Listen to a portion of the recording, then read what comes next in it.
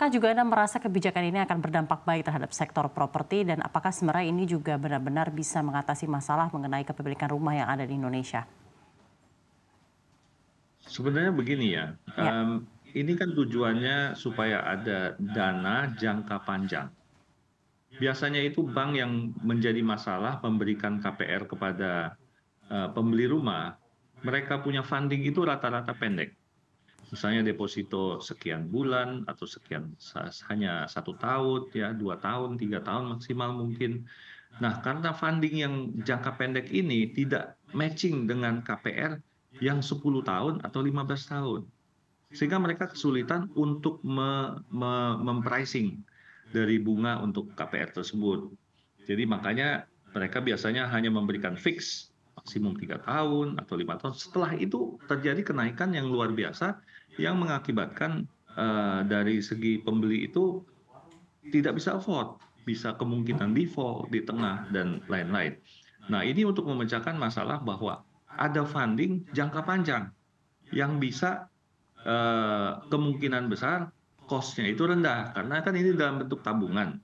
Jadi saya berasumsi kalau bentuknya tabungan berarti bagi penabung bunganya itu rendah sekali. Nah, ini disinilah dapat digunakan untuk funding. Saya kira kalau misalnya hanya dana dari Tapera untuk membeli rumah, tentu nggak mungkin cukup. Nggak mungkin seseorang itu hanya dari Tapera bisa membeli rumah. Biar bagaimanapun dia harus ditunjang dengan pengambilan KPR. Kemungkinan dia bisa membayar DP-nya saja dari Tapera.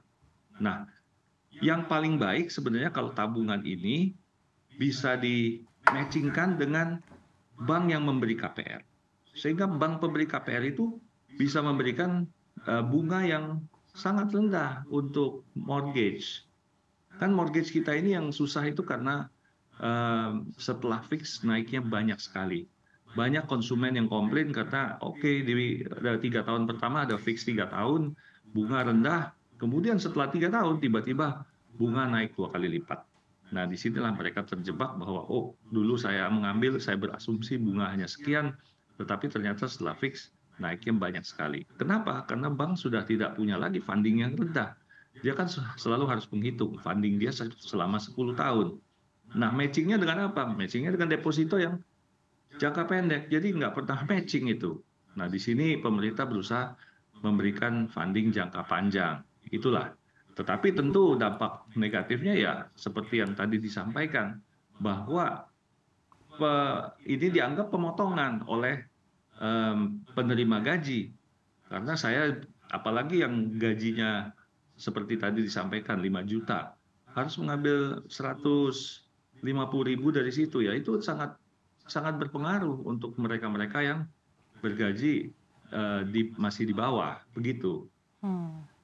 oke, baik Pak. Memang kompleks sekali, menurut saya kompleks sekali. Perlu ada analisa yang lebih lanjut ya. Dengan adanya input-input dari masyarakat itu, semua data dikumpulkan, bisa juga dibuat sebagai suatu analisa. Ajaklah bank-bank pemberi Ya, KPR supaya mereka juga bisa berkontribusi dalam hal ini.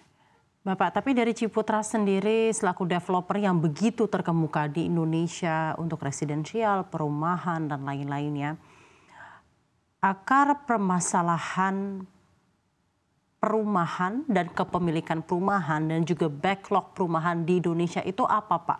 Jika Anda bisa sampaikan secara gamblang. Iya. Nah, saya masih belum tahu artinya backlog. Karena menurut saya yang menjadi masalah itu dari calon pembeli rumah atau mereka-mereka yang belum punya rumah, the main problem adalah affordability. Mereka tidak bisa afford untuk rumah. Apalagi harga tanah naik terus, apalagi di kota. Nah, dengan kenaikan seperti ini, mereka membutuhkan pembiayaan. Hampir mustahil kalau untuk membeli rumah tanpa ada pembiayaan. Ini 70% dari pembeli rumah atau 80% membutuhkan KPR, membutuhkan pembiayaan. Jika tidak ada KPR, ya sudah nggak mungkin ada developer real estate. Dengan adanya KPR, maka itu pengembang bisa membangun dan ada pasarnya. Jadi masalah utamanya adalah pembiayaan. bukan masalah konstruksi. Kalau backlog itu kan dianggap developer tidak sanggup membangun, yang permintaan sedemikian banyak kok konstruksinya hanya sedikit, maka terjadi backlog. Tidak, ini bukannya backlog seperti itu. Backlognya itu adalah orang mau membeli rumah tetapi tidak punya pembiayaan. Saya membeli rumah tidak punya pembiayaan. Nah, itu yang menjadi salah. Ada pembiayaan tetapi saya tidak bisa afford karena bunga yang tinggi, cicilannya terlalu besar dibanding gaji saya dan lain-lain. Hal seperti itu yang lebih main problem menurut saya. Oke, dan itu yang sebenarnya harus menjadi prioritas utama dari pemerintah, Pak, atau seperti apa? Betul sekali.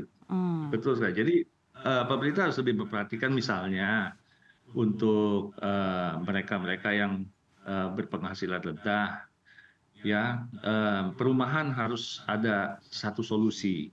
Misalnya kan dari pemerintah daerah maupun pemerintah daerah lah kebanyakan itu punya lahan-lahan yang sebenarnya bisa diberikan atau dibangun untuk perumahan untuk mereka yang berpenghasilan rendah.